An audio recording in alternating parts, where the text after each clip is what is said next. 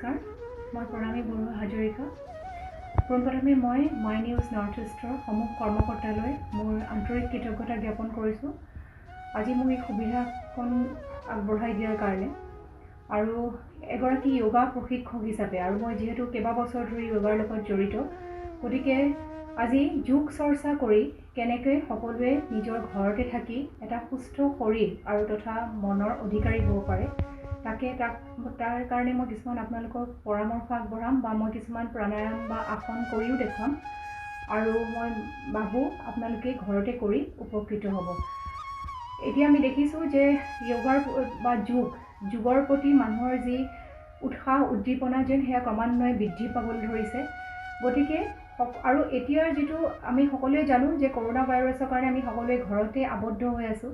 গতিকে এই সময়খিনিত আমাৰ ইমিউনটো ষ্ট্ৰং কৰা অৰ্থাৎ আমাৰ যিটো ৰোগ প্ৰতিৰোধ ক্ষমতা সেইটো যিমান পাৰি যদি আমি বঢ়াই তুলিব পাৰোঁ, কৰোণা ভাইৰাছ বুলি নহয় যিকোনো ভাইৰাছৰ লগত যুঁজ দিব পৰাকৈ যদি আমি আমাৰ প্ৰতিৰোধ ক্ষমতাটো বঢ়াই তোলোঁ, গতিকে সেইটোৱে সুস্থ শৰীৰ তথা মনৰ মাজত আমাৰ যিটো ভাৰসাম্যতা সেইটো ৰক্ষা কৰাত নিশ্চয় সহায় কৰিব। তেওঁৰ কাৰণে মই এইখিনিতে উল্লেখ কৰিব খুজিম যে অকল আমি যোগ চৰ্চাটো যে অকল ফিজিকেল ফিটনেছৰ কাৰণে কৰোঁ এনে নহয় বা ফিজিকেল বেলেঞ্চৰ কাৰণে। যোগ চৰ্চাৰ জৰিয়তে আমি আমাৰ যিটো মেণ্টেল বেলেঞ্চ বা মেণ্টেল ডেভেলপমেণ্টৰ কাৰণেও আমি এই যোগ চৰ্চাটো আমাৰ সদায় কৰি থাকিব লাগে। গতিকে এই ভাৰসাম্যতা যিটো মেণ্টেল আৰু ফিজিকেল ইয়াৰ ভাৰসাম্যতাটো ৰক্ষা কৰি চলাত যোগ হৈছে এক মহৌষধ। গতিকে আহকচোন আজি কিছুমান মই প্ৰাণায়াম আৰু আসন কৰি দেখুৱাওঁ। আৰু প্ৰথম মই আৰম্ভ কৰিবলৈ ওলাইছোঁ কপালভাতি। কপালভাতি কৰোঁতে আমি যিকোনো এটা মেডিটেটিভ প'চাৰ বহিলোঁ, যেনেকৈ আপোনালোক কমফৰ্টেবল হয়। যদি আপোনালোকে পদ্মাসনত বহিব পাৰে তেনেহ'লে বেছি ভাল, লোটাছ প'চাৰ বুলি কয়। আৰু নোৱাৰিলেও যেনেকৈ আপোনালোকৰ সুবিধা হয় তেনেকৈ বহিব। আৰু যদি কোনোবা বয়োজ্যেষ্ঠ ব্যক্তি আছে বা ধৰক বিভিন্ন স্বাস্থ্যজনিত কাৰণত তেওঁলোক তলত বহিব নোৱাৰে, তেনেহ'লে ওপৰতে বহিও তেওঁলোকে লাহে লাহে কৰিব পাৰিব। এইটো আপোনালোকে কৰোঁতে প্ৰথমতে হাতটো পাৰিলে জ্ঞান মুদ্ৰাত ৰাখিব। জ্ঞান মুদ্ৰা যেনেকৈ মই আপুনি দেখুৱাইছোঁ যে মোৰ বুঢ়া আঙুলি আৰু মোৰ এই তৰ্জনী আঙুলি এই দুটাৰ টিপছ দুটা লগাই পেলাই আপোনালোকে এনেকৈ বহিব। আৰু সদায় যেতিয়াই প্ৰাণায়াম কৰে যিকোনো প্ৰাণায়ামত নিজৰ ধ্যানটো এক ধ্যানত যাতে নিজকে সন্নিৱিষ্ট কৰিব পাৰে সদায় সেইকাৰণে নিজৰ চকু বন্ধ কৰি নিজৰ নেজেল টিপটোত কনচেনট্ৰেট কৰিবলৈ চেষ্টা কৰিব। তেনেকৈ কৰিলে আপোনালোকে বেছি এইটো লাভদায়ক হ'ব বুলি মই ভাবোঁ প্ৰাণায়াম কৰোঁতে। এতিয়া যেতিয়া আমি কপালভাতি কৰিম আপোনালোকে মন কৰিব যে মই উশাহ লাহেকৈ লৈ পেটটো ভিতৰলৈ ঠেলি দিম আৰু ফ'ৰ্চফুলি মই উশাহটো এৰিম। অৰ্থাৎ মই দেখুৱাই দিছোঁ ইনহেল যেতিয়া কৰিম আমি তাত ফ'ৰ্চটো ইমান নাথাকে, কিন্তু এক্সেলেশ্যন ফ'ৰ্চটো আমাৰ বেছি হ'ব। যেনেকৈ চাওক,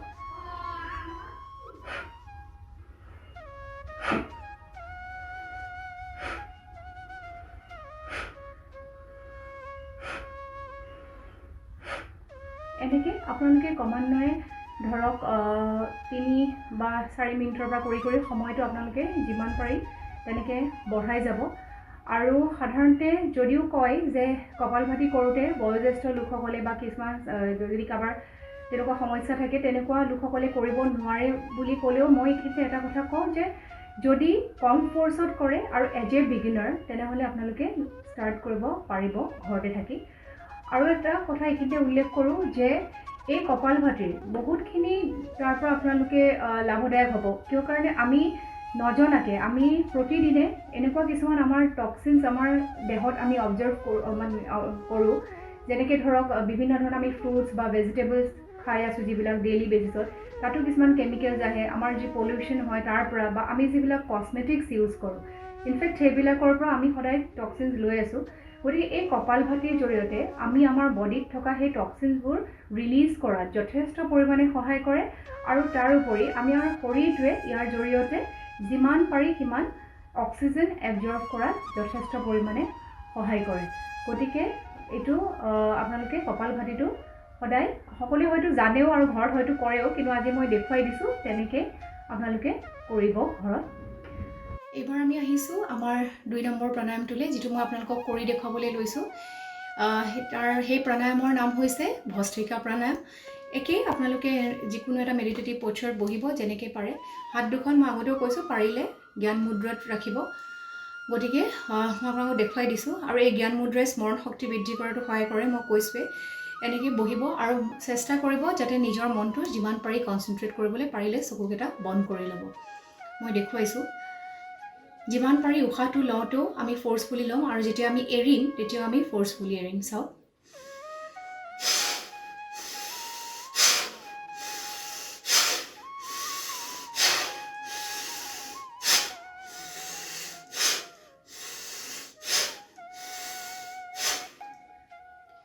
এনেকৈ আপোনালোকে প্ৰথমতে 3-4 মানে আপোনালোকে ধৰক প্ৰথমতে 5-10 বাৰ যিমান পাৰি আৰম্ভ কৰি লাহে লাহে আপোনালোকে সময়টো বঢ়াব পাৰে যেনেকৈ আপোনালোকৰ সুবিধা হয়। আৰু পাৰিলে পুৱা গধূলি খালী পেটত কৰিব, আপোনালোকে নিশ্চয় সুফল পাব।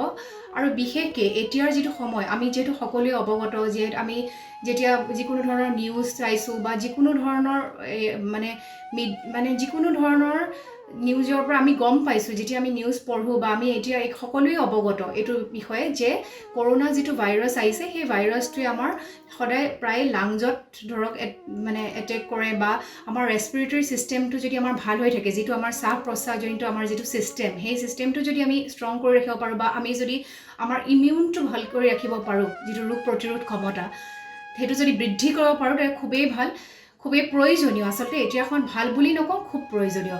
গতিকে কিন্তু এই প্ৰাণায়ামটোৱে এটাটো হৈছে যে আমাক ব্লাড চাৰ্কুলেশ্যনটো হয়ে, গতিকে আমাক এই প্ৰাণায়ামৰ জৰিয়তে আমি ৰোগ প্ৰতিৰোধ ক্ষমতাটোতো বৃদ্ধি কৰিব পাৰিমেই, আমাৰ ইমিউন বুষ্ট কৰাত যথেষ্ট সহায় কৰে। আৰু তাৰ উপৰি ৰেছপিৰেটৰী ছিষ্টেমটো আমাৰ ষ্ট্ৰং কৰাত বা ডেভেলপ কৰাত যথেষ্ট সহায় কৰে, আমাৰ লাংছটো ক্লিয়াৰ হৈ থকাটো সহায় কৰে। গতিকে আৰু এই প্ৰাণায়ামটো ঘৰতে থাকি সদায় কৰি থাকিব, মই ভাবোঁ আপোনালোকে নিশ্চয় সুফল লাভ কৰিব পাৰিব। আৰু যদিও এই প্ৰাণায়ামটো কপালভাতিৰ লগত, মই আপোনালোকক দেখুৱাইছিলোঁ কপালভাতি অলপ আগত, কপালভাতিৰ লগত যদিও অলপমান একে, তথাপিও মই কওঁ যে কপালভাতি যেতিয়া আমি কৰিছোঁ তেতিয়া আমি ইনহেলেশ্যনত ইমান ফ'ৰ্চফুলি আমি ইনহেল কৰা নাই, কিন্তু এক্সিল যেতিয়া কৰিছোঁ তেতিয়া আমি ফ'ৰ্চফুলি কৰিছোঁ। কিন্তু ইয়াতে ইনহেলেশ্যনটোতো আমি ফ'ৰ্চফুলি কৰিছোঁ আৰু এক্সিলেশ্যনটো আমি ফ'ৰ্চফুলিয়ে কৰিছোঁ।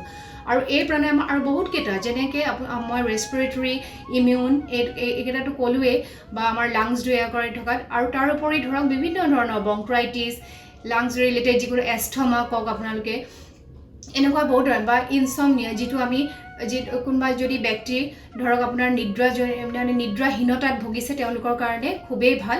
কিন্তু মই এইখিনিতে এটা কথা উল্লেখ কৰিব বিচাৰিম যে কাৰোবাৰ যদি ৰিচেণ্টলি চাৰ্জাৰী হৈছে, বা কোনোবা প্ৰেগনেণ্ট লেডি, বা ধৰক আপোনাৰ কাৰোবাৰ যদি এপিলেপচিৰ সমস্যাত ভুগিছে বা হাৰ্নিয়াৰ সমস্যাত, তেওঁলোকে এই মানে প্ৰাণায়ামটো চেষ্টা নকৰিব বা নকৰাই ভাল।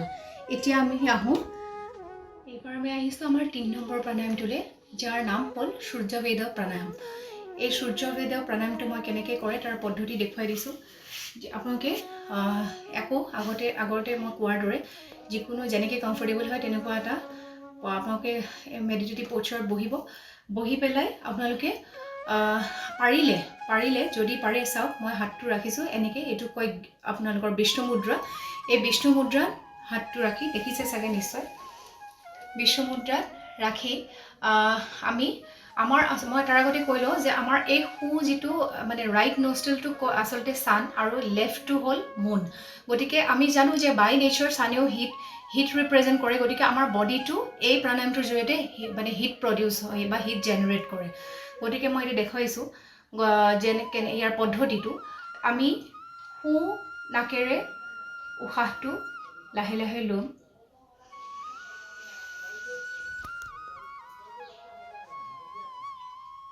আমি অকণমান সময়ৰ কাৰণে হোল্ড কৰিম, অৰ্থাৎ কুম্ভক কৰিবলৈ কৰিম। 1 2 3 4 5 6 7 8 9 10, যিমান দেৰি আপোনালোকে পাৰে লাহে লাহে বাওঁ নাকেৰে উশাহ এৰিব।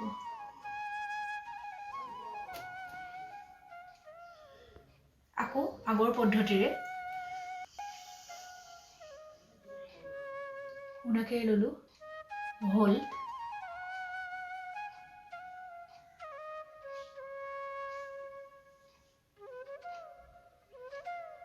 exhale with your left nostril। আকৌ মই দেখুৱাই দিছোঁ, চাওক মই মানে বিচৰা নাই আচলতে যে আপোনালোকে কিবা কাৰণত কনফিউজ হওক, গতিকে মই বাৰে বাৰে সেইকাৰণে দেখুৱাই দিছোঁ যে সুৰাকেৰে আমি ল'ম লাহে লাহে উশাহ। হোল্ড,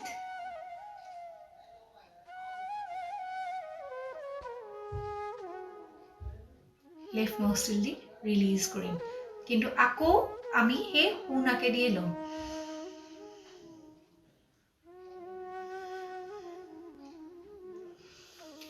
এই প্ৰাণায়ামে কৰাৰ ফলত আমাৰ যিটো ডাইজেষ্টিভ ছিষ্টেম, সেই ছিষ্টেমটো খুব ভাল কৰি ৰখাত এই প্ৰাণায়ামে যথেষ্ট পৰিমাণে সহায় কৰে।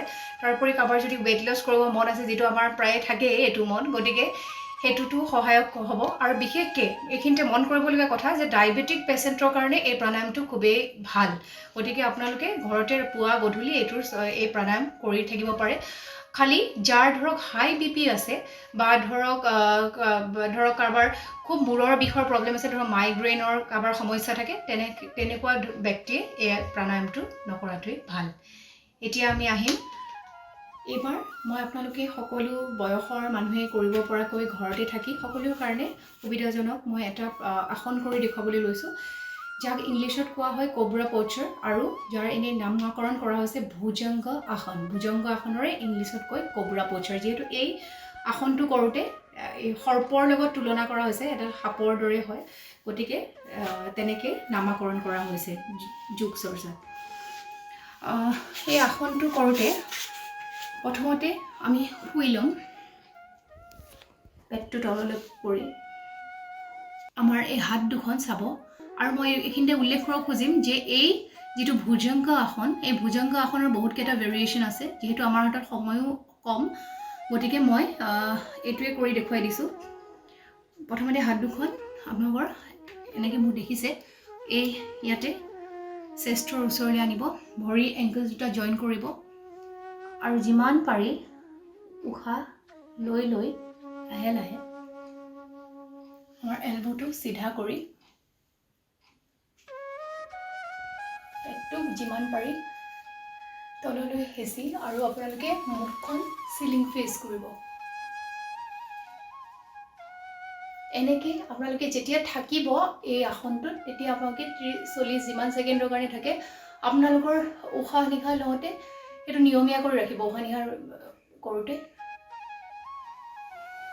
নিয়মীয়া হৈ থাকিব, আৰু এনেকৈ 30-40 ছেকেণ্ড থকাৰ পিছত, যিমান পাৰে থকাৰ পিছত লাহে লাহে আমি আকৌ আমাৰ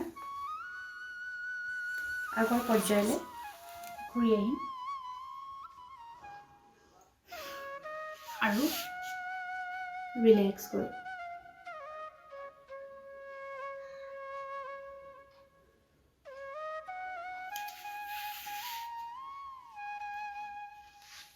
এনেকৈ আপোনালোকে এই আসনটো কৰোঁতে আপোনালোকে ইয়াৰ সময়টো যেনেকৈ প্ৰথমতে ধৰক আপোনালোকে 3-4 বাৰৰ পৰা আৰম্ভ কৰি পেলাই, তাৰপিছত আপোনালোকে যেনেকৈ পাৰে, যেনেকৈ আপোনালোকৰ সুবিধা হয়। আৰু প্ৰথমতে হয়তো আপোনালোকে ইমান ষ্ট্ৰেছ কৰিব নোৱাৰিবও পাৰে, এনেকৈ পিছলৈ যেতিয়া মই যিটো গৈছোঁ, বা হাত দুখন এনেকুৱা কৰি পেলাই বেছিকৈ কৰিব ধৰে, যিমানখিনি পাৰে আপোনালোকে সিমানখিনিয়ে কৰিব। কিন্তু আৰু এইটো কৰাৰ ফলত আমাৰ কাৰোবাৰ যদি আপোনাৰ যদি চাৰ্ভাইকেল স্পণ্ডিলাইটিছৰ সমস্যা আছে, চাৰ্ভাইকেল স্পণ্ডিলাইটিছৰ কাৰণে খুবেই ভাল। আৰু আমাৰ স্পাইনটো আপোনালোকে দেখিছে যেতিয়া আমি পিছলৈ গৈছোঁ, গতিকে আমাৰ স্পাইনটো ফ্লেক্সিবল কৰাত যথেষ্ট পৰিমাণে সহায় কৰে। তাৰোপৰি আমাৰ লাংছটো ক্লিয়াৰ কৰি ৰখাত আৰু আমাৰ ৰেছপিৰেটৰী ছিষ্টেমটো ভাল কৰি ৰখাটো সহায়ক হয়। গতিকে এইটো আসন কৰাটো আপোনাৰ খুবেই প্ৰয়োজনীয়। আৰু খালি মই এইখিনিতে এটা কথা ক'ব খুজিম যে কাৰোবাৰ যদি আলচাৰজনিত সমস্যা আছে পেটৰ, তেনেকুৱা ব্যক্তিসকলে এই আসনটো ঘৰত থাকি নকৰিব। এতিয়া আমি আহোঁ, এইবাৰ মই আপোনালোকৰ আগত যিটো আসন কৰি দেখুৱাবলৈ লৈছোঁ, তাৰ নাম হৈছে উষ্ট্ৰ আসন। উষ্ট্ৰ আসনৰ ইংলিছত কোৱা হয় যাক কেমেল প'চাৰ। যিহেতু এই আসনটো কৰোঁতে আমাৰ দেখাত উষ্ট্ৰ মানে উট, গতিকে উটৰ দৰে হয়, গতিকে তাক নামাকৰণ কৰা হৈছে উষ্ট্ৰ আসন বুলি। মই কেনেকৈ কৰিব লাগে তাৰ পদ্ধতি দেখুৱাই দিছোঁ। প্ৰথমতে আপোনালোকে বজ্ৰাসনত বহি ল'ব, এনেকৈ বহিব, বহি পেলাই এই হাত দুখন মই কৰাৰ দৰে আগলৈ ল'ব এনেকৈ নিজৰ সোঁ হাত আৰু বাওঁ হাত আৰু এই গেপটো আমাৰ যিটো শোল্ডাৰৰ লেভেলৰ সমান কৰিবলৈ আমাৰ এংকল দুটা এংকল গেপ কৰি ৰাখিব আমাৰ এই লেভেলটোৰ লগত মিলাই ল'ব ইয়াৰ মিলাই আপোনালোকে সোঁ হাত আৰু বাওঁ হাতখন আগলৈ কৰিব কৰি লাহে লাহে উশাহ লৈ লৈ আমি চেষ্টা কৰিম আমাৰ সোঁ হাতেৰে সোঁ ছাইডৰ এংকলটোত ধৰিবলৈ আৰু বাওঁ হাতখনেৰে বাওঁ ভৰিৰ এংকলটোত ধৰিবলৈ আৰু যিমান পাৰি আপোনালোকে লক্ষ্য কৰিব পেটটো আগলৈ ঠেলি দিব আৰু এনেকৈ আৰু উশাহ নিয়মীয়া হৈ থাকিব এইখিনি সময়ত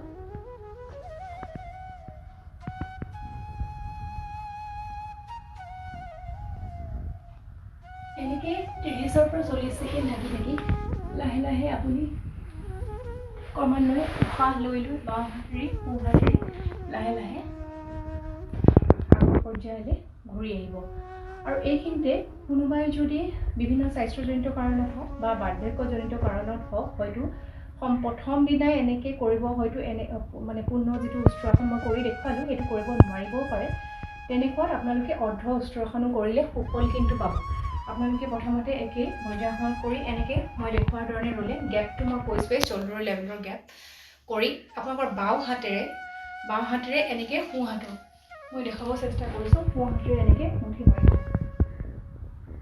দেখিছে চাগে ধৰি পেলাই যিমান পাৰি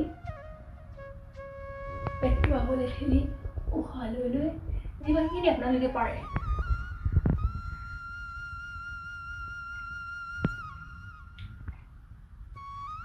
এনেকৈ 30ৰ পৰা 40 ছেকেণ্ড থাকি পুনৰ আগৰ অৱস্থালৈ ঘূৰি আহিব এনেকৈ আপোনালোকে প্ৰতিদিনে যদি 5-বাৰৰ পৰা 10-বাৰলৈকেও কৰে আপোনালোকে নিশ্চয় উপকৃত হ'ব আৰু এই খালি এটা কথা মন কৰিব যে চাৰ্ভাইকেল স্পণ্ডিলাইটিছ যাৰ আছে তেওঁলোকে এই উষ্ট্ৰাসন নকৰিব আৰু ধৰক এই আসনৰ ফলত কিন্তু আমাৰ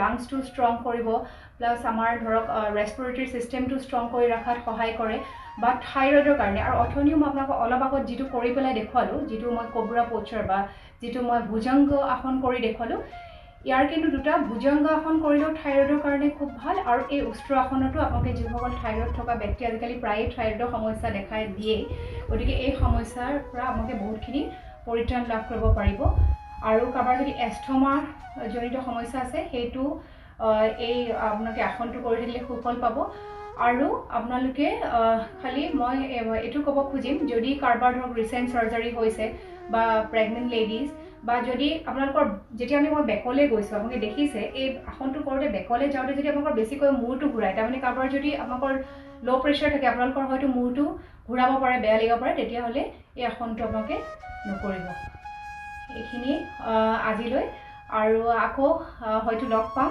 গতিকে ইয়াতে আজিলৈ সামৰিছোঁ নমস্কাৰ